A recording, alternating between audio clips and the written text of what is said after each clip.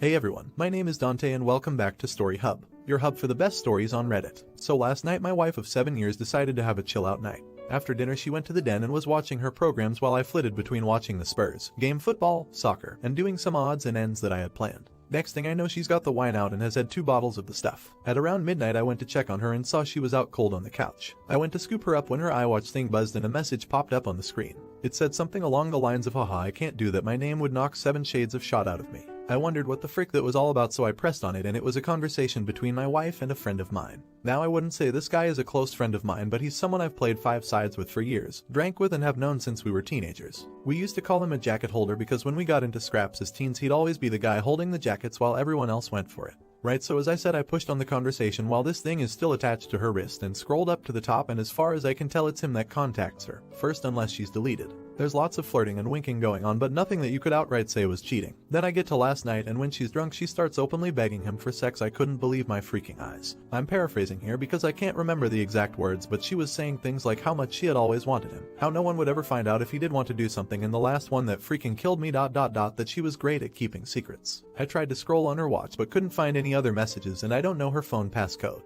I put her in her bed and just sat in the kitchen in shock until I fell asleep ... then got up for work about 5:30. When I went to get in my work van I just sunk down on the wheel and realized I couldn't face it, so I went back in the house, grabbed a half-drunk bottle of vodka, filled to the top with Coke, and went on a walk down the railway line. We live beside a lot of woodland and a disused railway line that goes for miles, and I've walked about half the length of it. I'm sitting under a railway bridge like a freaking troll right now, just seething at the whole thing. You'd probably think there's a fire going from about a mile away due to the steam coming out of my ears. So what do? I don't want to speak to her. I can't even bear to look at her after reading that shot. It was like a dagger through my heart. I just feel like every morsel of love I had for her has evaporated into thin air after reading her begging like that. Fucking yuck. I honestly want to ghost her, man. If I could I would never speak to her again. The whole I'm great at keeping secrets was the thing that really got me though, like who even are you? It reeks, but it's a case of how far down the rabbit hole do I want to go. I don't care if I'm being honest, I'm just done. I've never felt so betrayed and disgusted in all my life. The thing is I've invested so much in her, not just as a partner, but as a person. I loved her so much and thought of her personality, and by extension my personality reflected that of good people.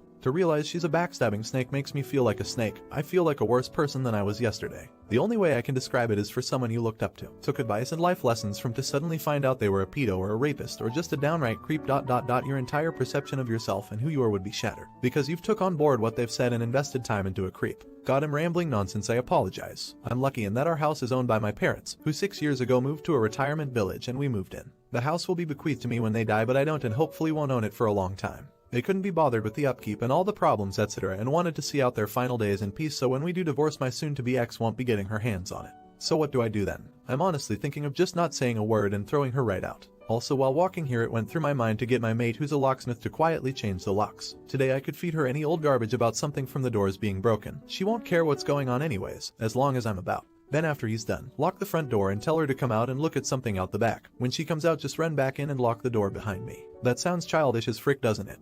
Seriously though, I don't know what I'm gonna do. I'm staring at a bottle right now and my life feels like it has been ripped apart at the seams. As for that prick so-called friend of mine, there's no doubt he was up to something here. There's also no doubt I wouldn't have caught wind of this at all, so I'll be seeing him very soon. Never mind holding jackets, he'll be holding his face. I then went to a friend's house to calm down. I threw the vodka away. She has been texting me asking where I am as my work van is still in the driveway. I text her saying there is a problem with the engine, so I got a lift into work. I'll make my move tonight. Now it's the next day and I'm feeling weird. Throughout the morning I was getting multiple texts and phone calls from my wife asking where I was and what the hell was up, as my work van was still sitting in the driveway and I was nowhere to be seen. I texted her back telling her that there was a problem with the engine, so I got a lift into work, which she seemed to buy as she just texted back saying okay. When my friend got back from his work at about 5 o'clock I told him everything that had happened and asked him his opinion. I also told him not to tell anyone about the jacket holder, as that might then get back to my wife, which I didn't want at this point. I would deal with him later. By that I mean I'll expose what a little rat he is. Knocking the frick out of him doesn't help me at all as of now. As an aside to the people saying he done nothing wrong, he messaged my wife first. He was being extremely flirty ... What the frick is he even playing at messaging my wife for in the first place? He only knows her in passing, from afar. Look, I've got no problem with 2 adults conversing with each other, but they hardly knew each other and it was flirty from the start as far as I could tell. I think they've seen each other while out and about and it's gotten flirty then. So my friend convinced me to try and keep a low profile and see what I could dig up, but at the same time speak to a lawyer and get the ball rolling in terms of finding out my options, which I have done today. He took me home about 6 o'clock and I was honestly dead on my feet by that point. I think the adrenaline pumping the entire day then suddenly stopping knocks it right out of you, so I was extremely tired when I got home. The second I walked through the door I knew something was up as my wife was on me right away asking me all sorts of questions about work. I asked her why does she even care. She said that I'd left my big flask and my lunch bag in the front passenger side seat and something's been up today. She could feel it. I was about to lie, but I was just too tired. I couldn't be bothered putting any sort of charade up, so I just said yeah, there is something up. That when I was putting her drunk arse to bed last night a message came up on her iWatch, which I read ... and all the other ones ... and that she was a freaking disgusting cheat that I wanted nothing more to do with. Her demeanor went from an arms crossed person in power to a scared little girl within about a second. Good at keeping secrets, eh? Begging that little rat for sex, eh? Yep, read it all. She started sobbing and I just walked away and upstairs into the shower. When I got out she was sitting on the top stair crying still and the excuses started right away. How she was drunk, vulnerable, had never done anything like that before, how he had messaged her first and it didn't mean anything, she was never gonna go through with it. Pretty much everything that everyone on here was saying she would say, like she had the playbook out. The only thing she didn't do is try and blame me. She probably knew I would have thrown her right out the door if she had tried that shot.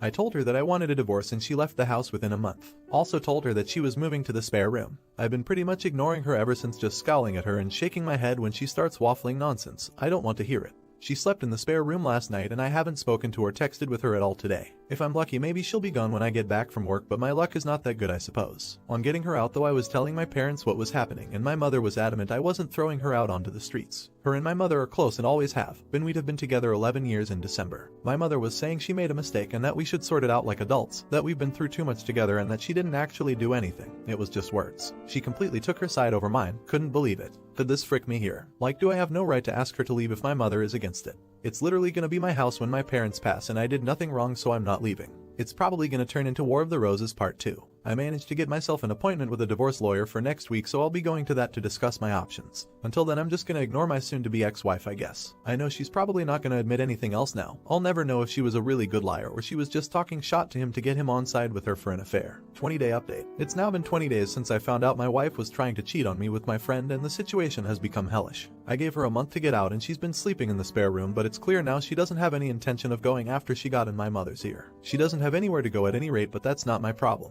I've seen my divorce lawyer multiple times, and am now in the process of drawing up a divorce petition and having my wife serve divorce papers. I've also opened my own bank account and taken 50% of the balance from our shared account. The atmosphere around the house has been weird to say the least. The living room has turned into a no man's land where no one frequents as we both spend the majority of our time in our rooms. I've also intentionally been working late a lot so I don't have to interact with her much. I had been completely ignoring her, but after reading about the 180, have started implementing that and been civil if a little cold towards her. I'm so glad I did this, as I was beginning to feel like a monster refusing to acknowledge her existence. It was not the right way to behave and I ended up feeling like the one who had wronged her, rather than the other way around. The only time I broke from the 180 was when I walked into the bathroom last week and she was sitting on the floor by the bath crying. I helped her up and instinctively gave her a hug, though it was more of a there type hug than one with much love attached to it. The sad thing is that I'm so suspicious of her now that I wouldn't put it past her to be waiting on me coming in so she could put on a performance. The thing is that probably isn't even true, but this is the sort of shot that's going through my head in this environment. It's just toxic. She's been crowing about how she'll do anything and everything to save this marriage, anything to prove to me that it was just a silly mistake, so I brought up a lie detector test. I don't plan on ever getting one done, wouldn't even know where to start, I just wanted to gauge her reaction. She was all for it ... well until a few hours later when she came to me, tablet in hand, going on about how inaccurate they are ... and that anxiety and nervousness can throw up false readings ... and with her and her anxiety disorder and all.